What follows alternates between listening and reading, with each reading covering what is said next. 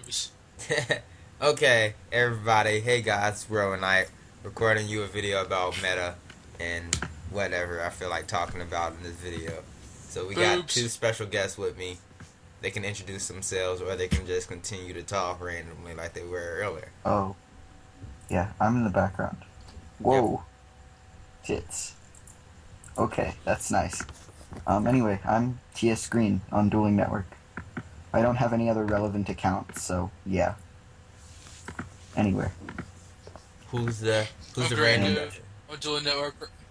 I'm Greco. I'm Dueling Network right now. I'm currently on a SubZeroEffs. So yeah. Yeah. So don't listen to Yeah. he's bad. Okay. let's talk about the first random card that's taken over the format and just rising as a common or any other type of rarity it's in, and that's Thunder King Ryo. Boom bam, let's talk about this card.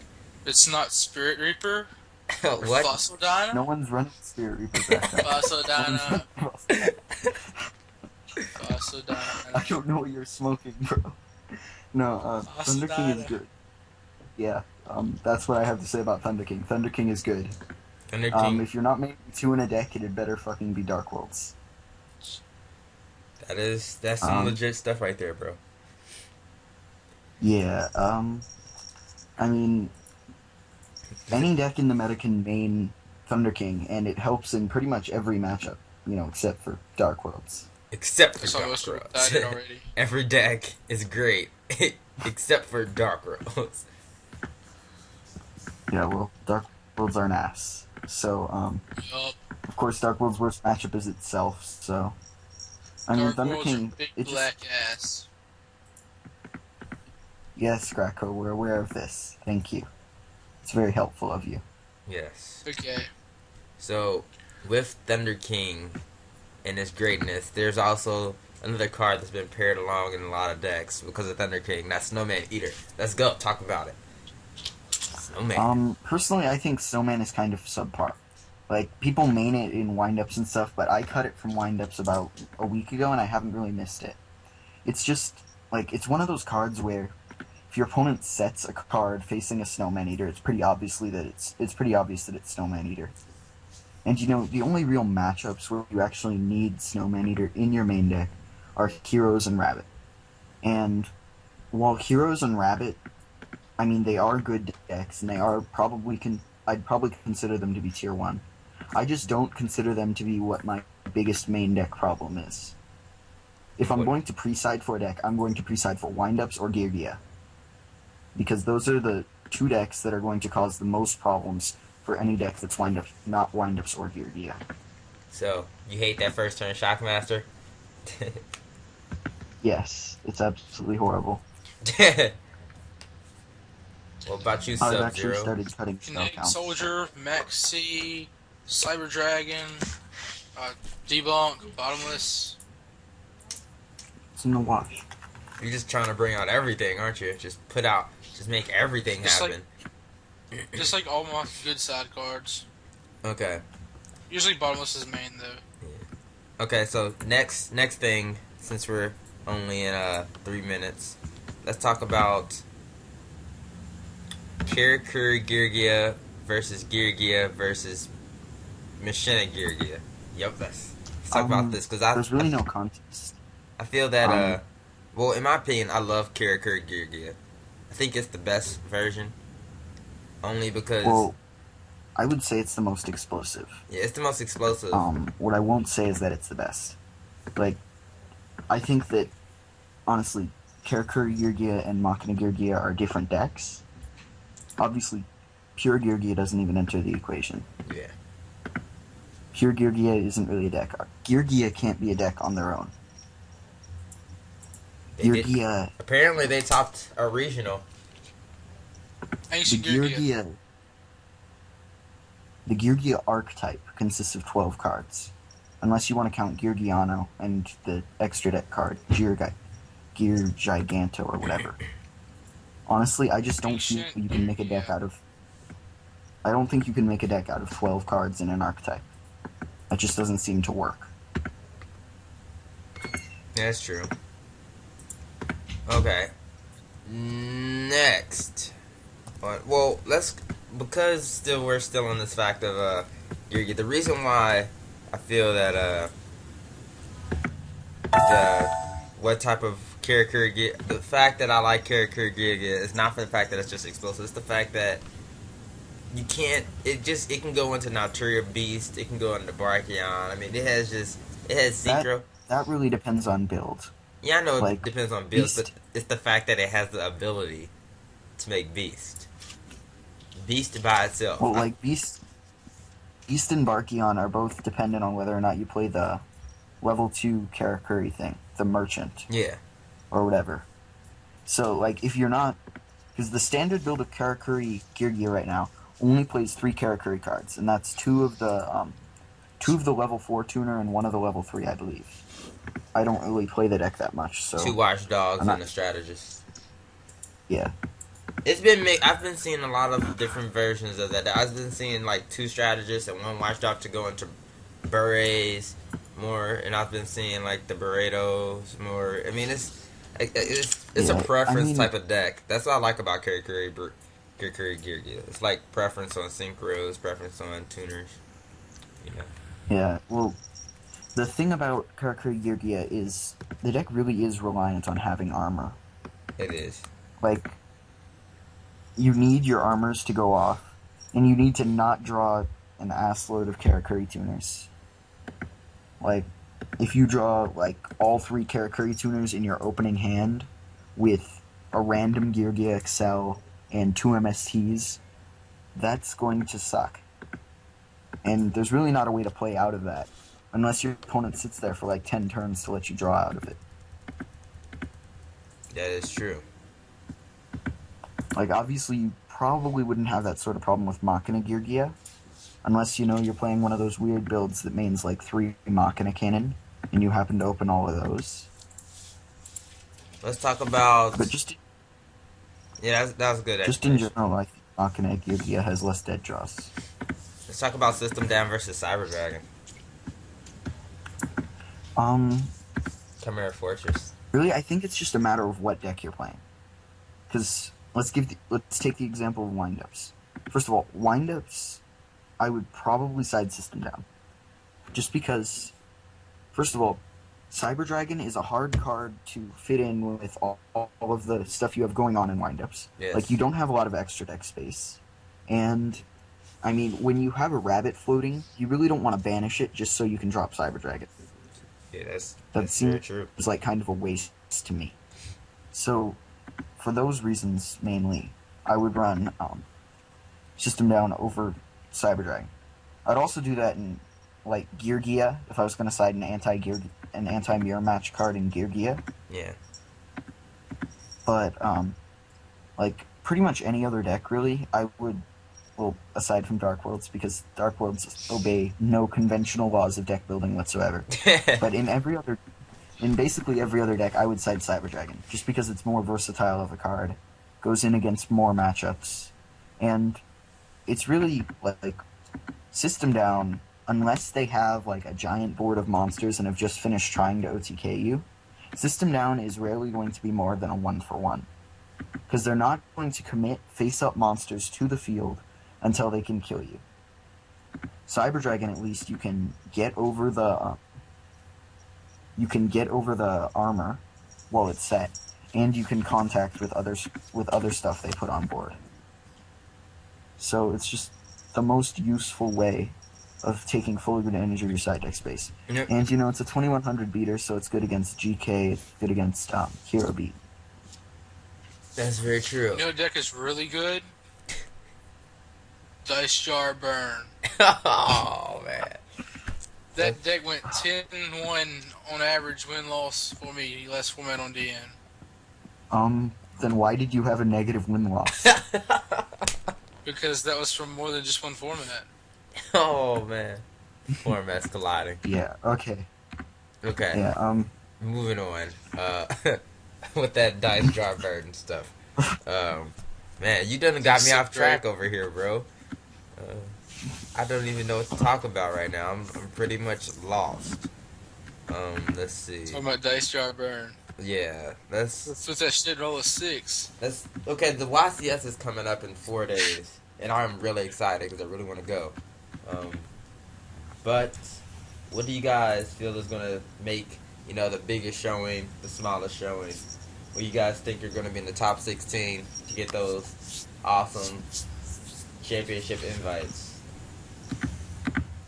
Okay, well, looking at what we've seen from past YCSs, we've seen a lot of tops from Windups, Heroes, and Rabbit. Because, in my personal opinion, those are the three most consistent decks that top. Like, Geargia could also be thrown into the equation, but those three, in my opinion, are the three most consistent decks. They do what they do the most consistently. And, obviously Windup has a huge advantage over, Rabbit and Heroes because it's a fast deck, and Rabbit and Heroes are both slow decks. So, in the end, personally, I think unless we see a huge increase in the amount of hate we're seeing for Windups, like unless we start seeing 4 hand traps mained per deck, Yeah. Windups are going to be the dominant deck. I think Rabbit and Heroes, under some skilled players, can probably top, but I think Windups just have too much going for them. That's very true. Dragon. Okay, so with that weird hero build that Angel Flores, built, how'd you guys feel about that? Like, did you guys hate it, enjoy it? I thought it just shows what kind of player Angel Flores is. Like, he's not a cookie cutter type player. Yeah. Like, he plays heroes and he plays them well. He plays them his way. Like, looking back, I remember when he won YCS Anaheim with the weirdest ass hero build anyone had ever seen. Like, no mained Miracle Fusions, maining Genix Ally Duradark or some crap like that. Honestly, that was just, to me, is what kind of player Angel Flores is. He'll go with a weird ass variant of the deck he plays, and he'll win with it. Yeah, I know. It's amazing. Guy's a great player. Shout outs to Angel Flores for, stacking it up. But let's see. Since we talked about heroes, we talked about windups. What about that needle ceiling? I think needle ceiling's a great That needle ceiling. for that first turn Shockmaster. Yeah, it's a nice side.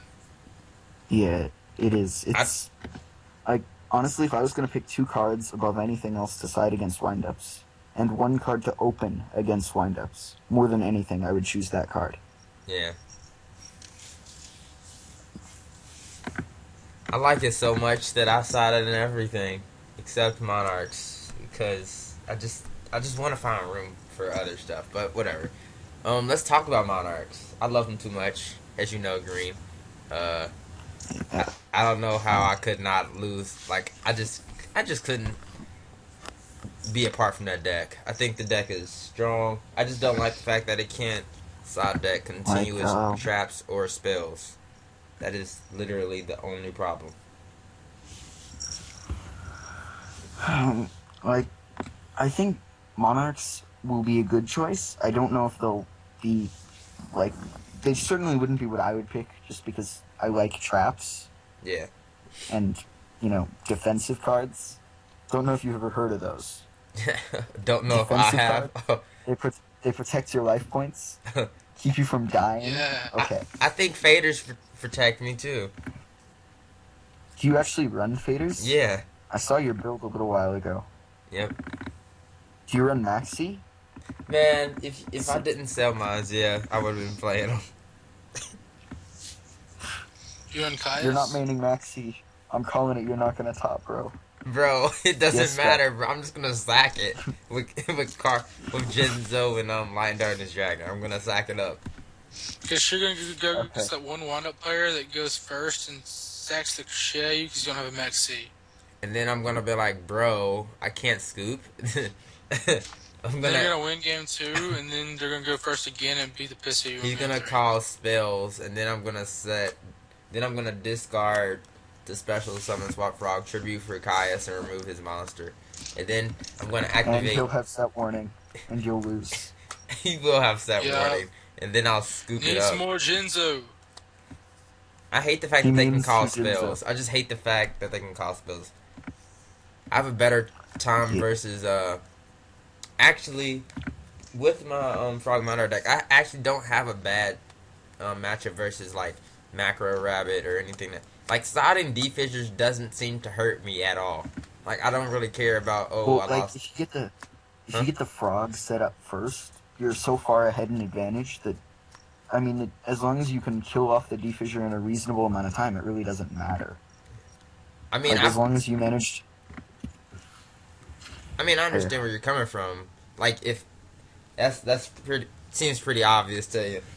The good frog players, out there, who you guys are, but I feel that even since the way my deck is, I feel like even if I don't have the setup, I still can grind it out. I've seen myself grinding out a lot of games that I shouldn't have. As I told you, TS, I was testing versus Gear again. Man, I was grinding it out somehow. He made Beast, and somehow, I came back, but I still lost that match. Then I won the He next must have been a bad Gear player. He should have made Beast and Landois. That's how you roll. Play out of that. That Beast did hurt me, though, because I drew, like, doubles. I can't believe I drew, like, double Soul Exchanger and double Enemy Controller, and I was just sitting there like, no way. No way. Are you okay, bro? Draco, get it. I'm a frog monarch. I'm the king of the frogs. Wow. Aren't you special? Okay. Aren't you really special? Yes. Let's see. We're 16 minutes into this video. We could do like 20 more. I don't care. But Yeah. this I will have YCS, to go I really am interested in if I don't go, I'm gonna be really disappointed, but because there is a possibility that I can't go. But $20 seems like a lot right now. I'm trying to sell this BLS. He needs $20. You send him $20, I'll send you 40 Yu-Gi-Oh cards. Hey guys, Dude, I have you a send me binder. $20, I'll send you 100 Yu-Gi-Oh cards. Right? 50 times shape smash. Wow. Oh my. Yes. But yeah, Indianapolis is in September 21st to the 23rd. If I can go, I will be the happiest kid in the world. Yes, in the world. Until you scrub. I was planning on playing Heroes, but as I traded my Nova Master for a BLS, I kind of don't have a Nova Master anymore. Imagine that. But I do have a BLS, so I felt good about it.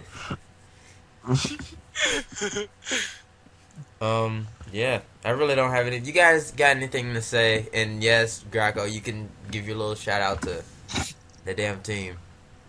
Okay. Shout out to Team Deck Wreckers down in Louisiana, because like you know those people. These guys. If this video doesn't zoomed in once again, I will probably cry.